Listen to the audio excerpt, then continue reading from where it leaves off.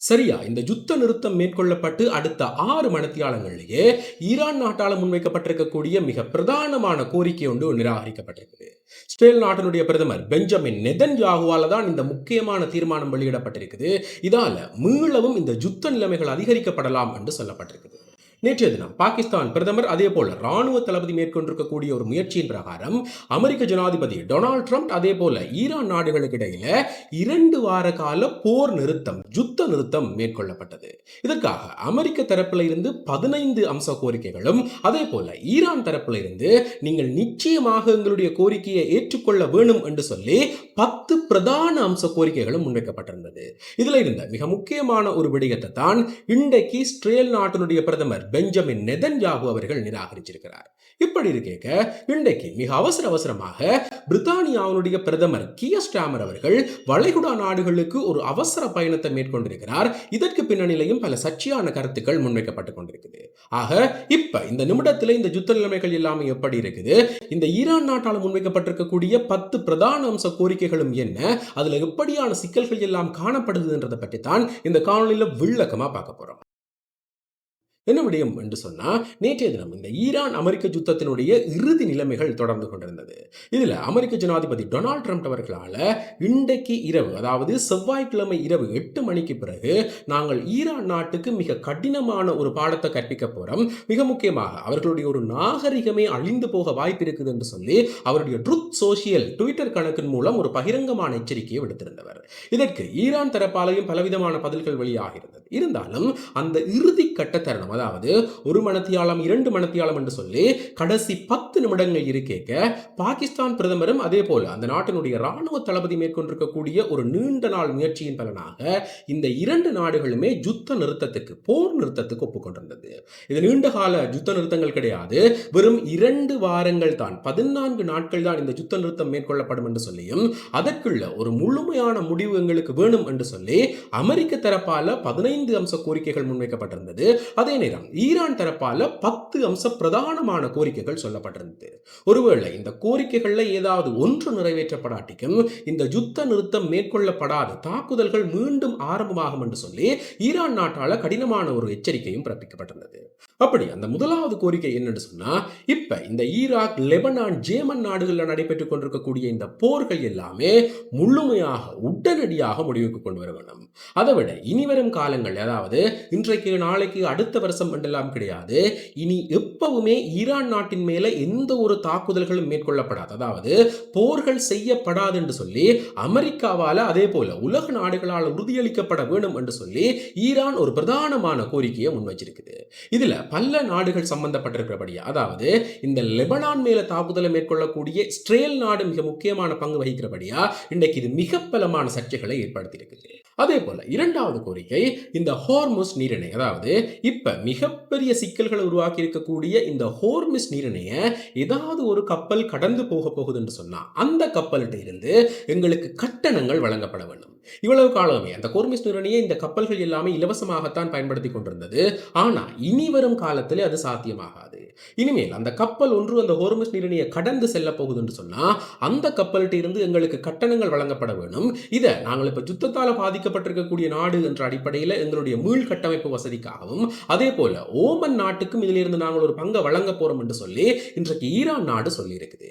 அதே போல இந்த ஹார்முஸ் நீரிணையை பயன்படுத்தக்கூடிய சகல கப்பல்களுக்குமே பாதுகாப்பு வழங்குற நடவடிக்கையாக இருக்கட்டும், இல்ல அவர்களுடைய போக்குவரத்து நடவடிக்கையாக இருக்கட்டும், இது எல்லாத்தையுமே ஒரு முழுமையான நிர்வாகத்தை மேற்கொண்டு அவர்களுக்கான பாதுகாப்பை வழங்குறதும் அதே போல அதற்கான விதிமுறைகள், நிபந்தனைகள் உருவாக்குறதும் எங்கட பொறுப்பு, அதாவது ஈரான் நாட்டினுடைய பொறுப்பு.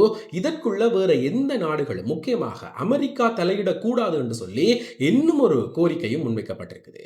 அதே போல மிக பிரதானமான அடுத்த கோரிக்கை இந்த யுரேனியம் செறிவை மீட்கிறது. அதாவது நாங்கள் எந்த ஒரு உலக நாடுகள்கிட்ட இருந்தும் இந்த அணுகுண்டுகளை வாங்க போறதில்லை, அதே போல நாங்களும் எந்த விதமான அணுகுண்டு உற்பத்தியிலையும் ஈடுபட போறதில்லை. இருந்தாலும் இந்த யுரேனிய செறிவை மீட்கிறதுக்கு அமெரிக்கா தடை விதிக்க கூடாது என்று சொல்லி ஒரு பிரதானமான கோரிக்கை சொல்லப்பட்டிருக்குது.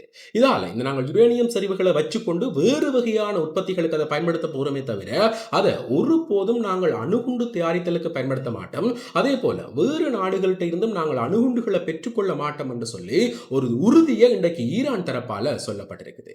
இருந்தாலும் இந்த விடயம் அமெரிக்காவால் எப்படி பார்க்கப்பட போகுது, இதற்கு என்ன பதில்களை சொல்ல போகுது என்றதை பொறுத்திருந்து தான் பார்க்கணும். அதே போல இந்த யுத்தத்தால மேற்கொள்ளப்பட்டிருக்கக்கூடிய இழப்பு, ஈரான்ல ஏற்பட்டிருக்கக்கூடிய சகல இழப்புகளையும் சரி செய்யறதுக்கு முழுமையான இழப்பீடுகள் வழங்கப்பட வேண்டும் என்று சொல்லி இன்னும் ஒரு பிரதானமான கோரிக்கை முன்வைக்கப்பட்டிருக்குது. சகல கட்டடங்களுமே மீள கட்ட வேண்டியிருக்குது, எங்களுடைய நிர்வாகத்தில் இருந்து சகலத்தையுமே மீள ஆரம்பிக்க வேண்டியிருக்குது.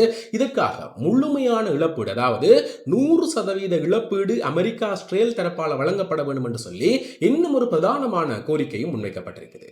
அது மட்டும் இல்லாம இப்ப இந்த ஈரான் நாட்டின் மேல விதிக்கப்பட்டிருக்கக்கூடிய பொருளாதார தடை, அதாவது இந்த எண்ணெய் விற்பனை ஏற்றுமதி என்று சொல்லி வேறு நாடுகளோடு மேற்கொள்ளப்படுகிற வர்த்தகங்கள் என்று சொல்லி ஈரான் நாட்டின் மேல ஐக்கிய நாடுகள் சபை அமெரிக்க தரப்பால பலவிதமான தடைகள், பலவிதமான பொருளாதார தடைகள் மேற்கொள்ளப்பட்டிருக்குது. இவை எல்லாமே உடனடியாக நடைமுறைக்கு வரும் வகையில் நீக்கப்பட வேண்டும். அதே நேரம் இனி வரும் காலங்களில், அது 5-10 வருடங்களோ எப்பயுமே இந்த தடைகள் ஒருபோதும் விதிக்கப்பட மாட்டாது என்று சொல்லி உறுதிமொழியும் வழங்க வேண்டும் என்று ஈரான் நாட்டால இன்னும் ஒரு கோரிக்கையும் முன்வைக்கப்பட்டிருக்குது. அதே போல இப்ப அமெரிக்க தரப்பால கையகப்படுத்தப்பட்டிருக்கக்கூடிய ஈரான் நாட்டினுடைய சொத்துக்கள், அதாவது அமெரிக்க அரசாங்கத்தால ஈரான் நாட்டுக்கு சொந்தமாக இருக்கக்கூடிய சொத்துக்கள், பணங்கள் என்று சொல்லி பல விடயங்கள் கையகப்படுத்தப்பட்டிருக்குது.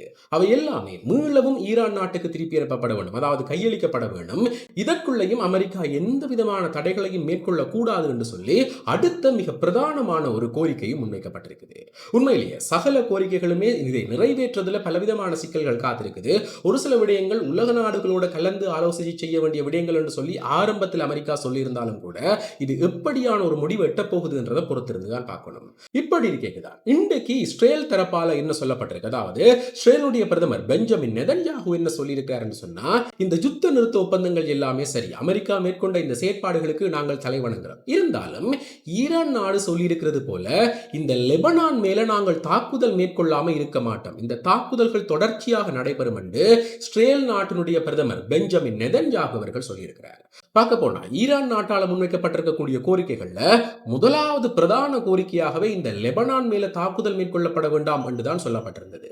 அதை அடுத்த 6 மணித்தியாலங்களுக்குள்ளேயே இந்த இஸ்ரேல் நாடு நிராகரிச்சிருக்குது. இதால மீளவும் பதட்ட நிலைமைகள் அதிகரிக்கப்படும் என்று சொல்லப்பட்டிருக்குது.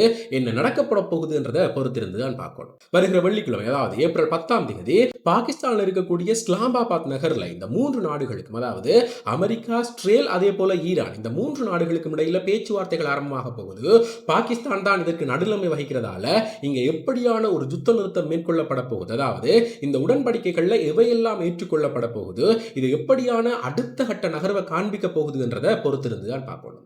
இப்படி இருக்கேங்க இன்றைக்கு இந்த பிரித்தானியாவுடைய பிரதமர் கியர் ஸ்டார்மர் அவர்கள் வளைகுடா நாடுகளுக்கு மிக அவசரமான ஒரு பயணத்தை மேற்கொண்டிருக்கிறார்.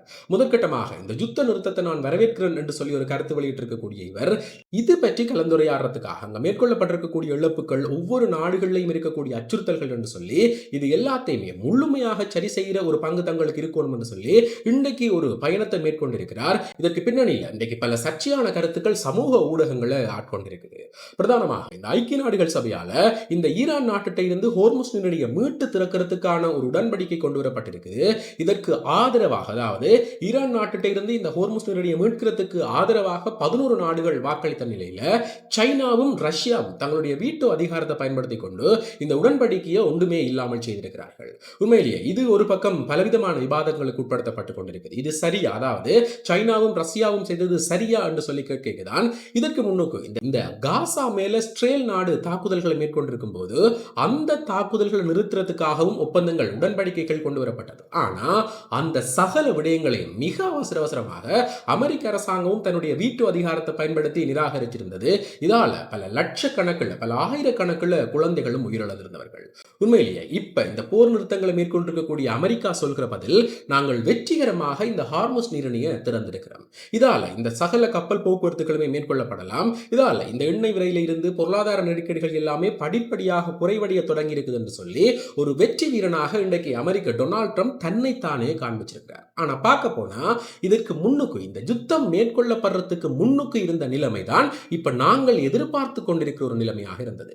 இதற்கு முன்னுக்கு ஈரான் நாட்டால இந்த ஹார்முஸ் நீரிணை மூடப்பட்டிருந்ததான்னு கேட்டா கிடையாது. அமெரிக்க அரசாங்கத்தால தாக்குதல் மேற்கொள்ளப்பட்ட பிறகுதான் ஈரான் தரப்பால இந்த ஹார்முஸ் நீரிணை மூடப்பட்டது. ஆனா இப்ப மீளவும் அதை நாங்கள் திறந்திருக்கிறோம் என்று சொல்லி அவர் தன்னை ஒரு வெற்றி வீரனாக காண்பித்திருக்கிறார். இது எல்லாமே ஏன் மேற்கொள்ளப்படுது? அதாவது இந்த ஈரான் தரப்பால சொல்லப்படுகிற எப்ஸ்டீன் ஃபைல்கள் தான் இதற்கு காரணமா, அதை மறைக்கிறதுக்காகத்தான் இந்த யுத்தங்கள் எல்லாமே மேற்கொள்ளப்பட்டிருக்குதா என்ற விவாதம் ஒரு பக்கம் இருந்தாலும் கூட இந்த 2 வார கால யுத்த நிறுத்தம் என்றது உண்மையிலேயே மிகப்பெரிய ஒரு அமைதியை தந்திருக்குது. இருந்தாலும் இது தொடருமா இல்ல 2 வாரத்துக்கு பிறகு மீளவும் இந்த யுத்தங்கள் ஆரம்பிக்கப்படுமான்றது பற்றி உங்களுடைய கருத்துக்கள் என்ன? நீங்கள் என்ன நினைக்கிறீங்கன்றதை மறக்காம கமெண்ட்ஸ்ல சொல்லுங்க. இதே போல மேலும் ஒரு முக்கியமான பிரயோசனமான தகவலோட இன்னும் ஒரு காணொளியில் சந்திக்கிறேன். நன்றி.